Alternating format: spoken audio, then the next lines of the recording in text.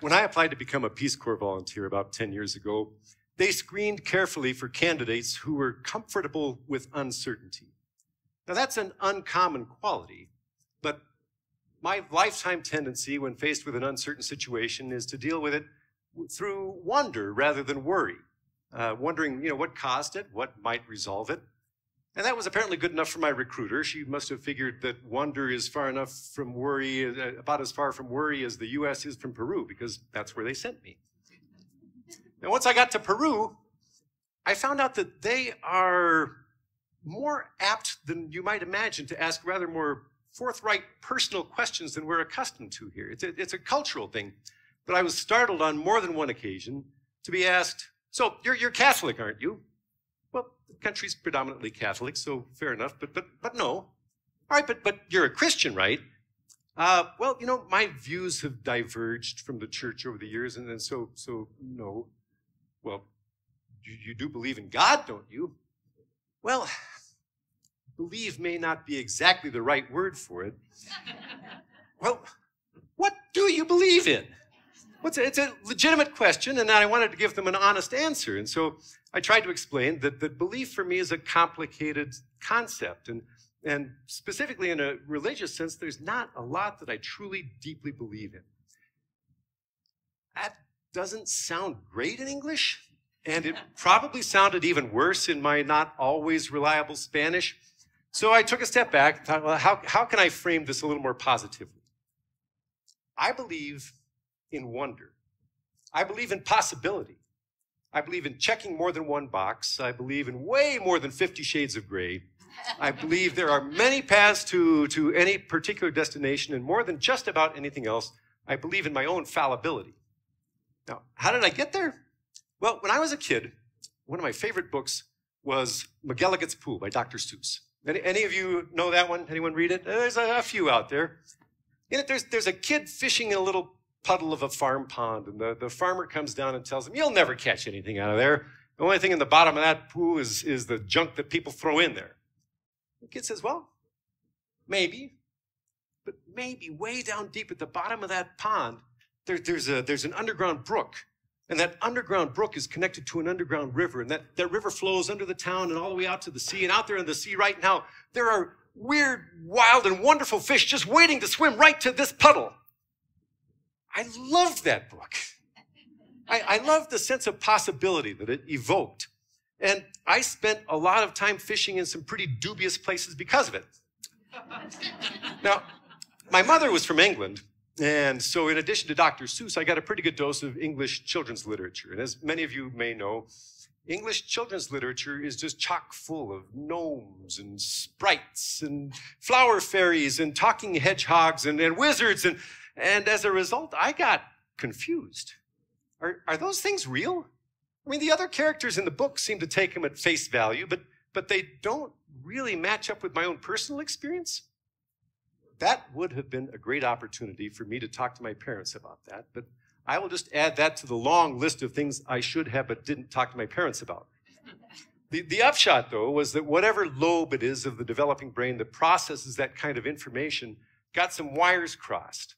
And as a result, I ended up open to some pretty uncommon and frankly unlikely possibilities. And philosophically, that's where I still am. Now, my friends in Peru, I think, made the logical error of assuming that if you don't believe something, that you then disbelieve it. But I think there's another alternative, and that alternative is to wonder. Wonder, I wonder. What beautiful words those are, and almost magical.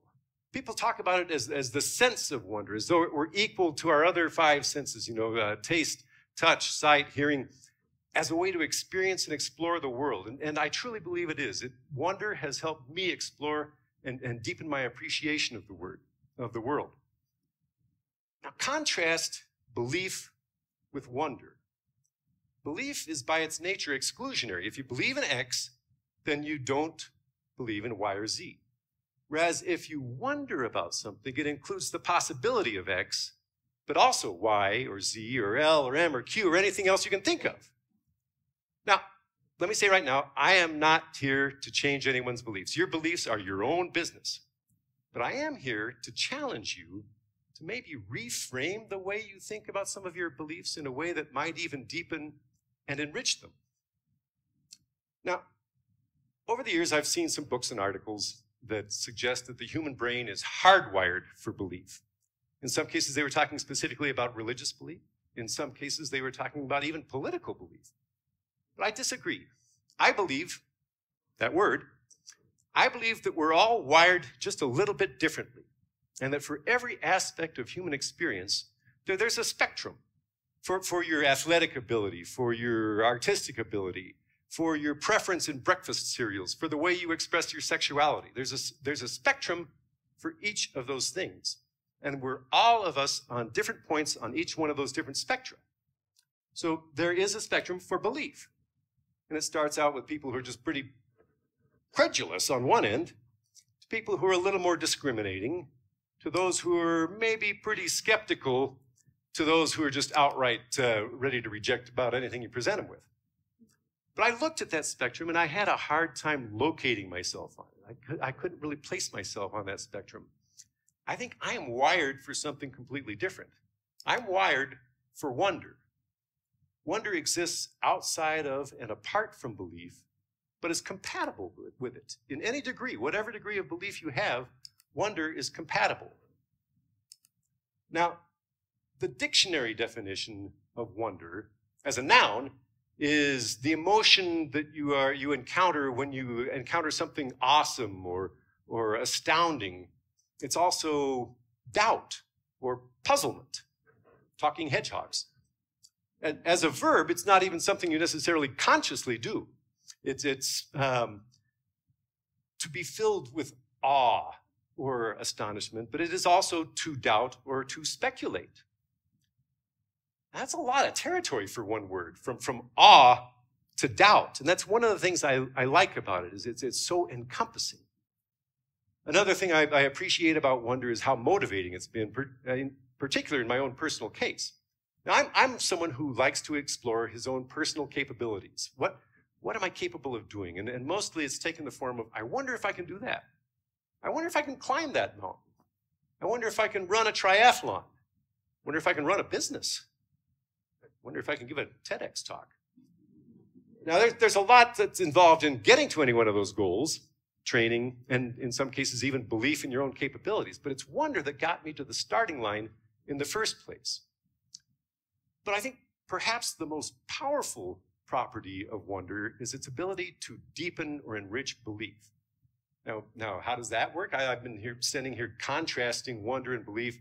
Now I'm saying wonder can enrich it.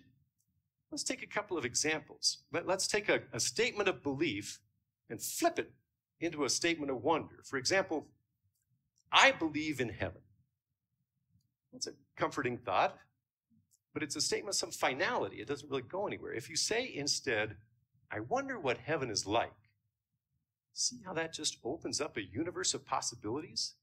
And instead of being a finishing point, that statement becomes a starting place for exploration and inquiry, in which belief is still implicit, but it's not the end point.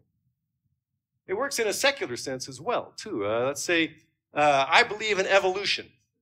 Great, again, a statement of some finality, but Darwin got there by saying, I wonder how that happened.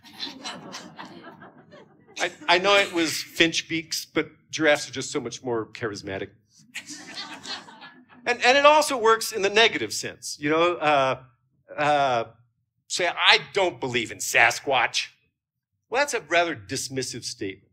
But if you say instead, I wonder what it is about that myth that's so pervasive across cultures and across time. You know, Sasquatch, Bigfoot, Yeti, abominable snowman.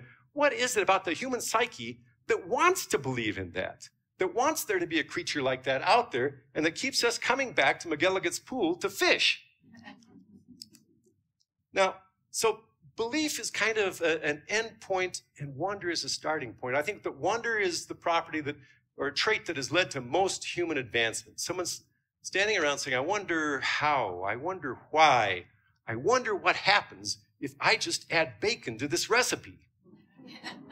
Talking about human advancement here. No slide. I was hoping for scratch and sniff in the program, but we couldn't work it out. So I'm reminded of a time when I was canoeing on the Noatak River in Alaska. It's north of the Arctic Circle, way up there. And we made camp one day and went for a hike. And I remember topping a low ridge and seeing spread out before me this beautiful vista, just a gorgeous landscape with the river running through it and another valley entering from the south.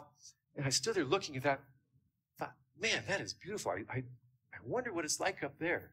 And suddenly I had this realization that, boom, 15,000 years ago, someone like me stood right there and had the same thought, and that's how the Americas got populated. People standing around, generations of people saying, I wonder if there isn't someplace just a little bit better than this, maybe a little bit warmer. Or could we perhaps find a place with fewer polar bears? You never know where wonder's going to take you. But let's take it back to Peru right now, and my friend asking, so what do you believe in? Well, there was a time in my life when I allowed more certainty into my life. And in fact, many years ago, my wife gave me a notepad that was inscribed with a phrase that at the time described me pretty well. In fact, I thought it might end up being my epitaph. But with time and experience, I have managed to shorten it into a phrase that describes me even better. But in general, throughout my life, I have held certainty at arm's length. When I contemplate the wonders of the universe, from the infinitesimally small to the unimaginably large, my first instinct is not to say, oh yeah, I know how that happened. Rather, it's to stand there with wonder and awe and humility and curiosity. Yeah, I'm curious to know how it happened, but I don't have to know. I'm comfortable with uncertainty. Now, I'm also open to possibility, as I said. Sometimes you discern a pattern of events that just seems to be more than random chance or coincidence. And is that the hand of the divine, or is that some supernatural force, or just something beyond our knowing? Well, as my friend and the author and explorer John Turk says, you get to make up your own story. But in general, I just think the world would be a better place with a little less certainty and more wonder. Civil discourse would be perhaps more productive if people sat down and, instead of just stating their beliefs, wondered together about a solution. Now, I said that I am wired for wonder, and that might be a bit of verbal hyperbole, but it's largely true. And you might be thinking, well, good for you, but that's not me. But I think there is a way to bring more wonder into your own life. Now, I'll show you a little trick. Years ago, when I was the owner of Chapter One Bookstore, we had an author come and talk to us. His name was Peter Kummerfeld. And he had a book called Surviving a Wilderness Emergency. And I'm pretty sure he gave us some strategies for surviving a wilderness emergency. I don't remember any of them. I might in an emergency. But what I do remember is a question that he asked us. And that question was, what are the 3 most dangerous words in the English language? Any thoughts? Any thoughts? Good candidates. His suggestion was, I am just. Anytime you say, I am just, you are justifying something you should not be doing. Oh, I'm just going for a short hike. I don't need to take anything with me. Oh, I'm just going to bike a couple of blocks. I don't need my helmet. Oh, I'm just going to get on Facebook for a couple of minutes. I don't need to turn down the pot on the stove. Anytime I hear myself say that, either out loud or to myself now, I go back and do what I ought to do. I go back and get my day pack with a jacket and some water. I put on my bike helmet, or I go back and I delete my social media accounts. There, I just saved your life, and that's not even the main point of my talk. That's just a bonus. You're welcome.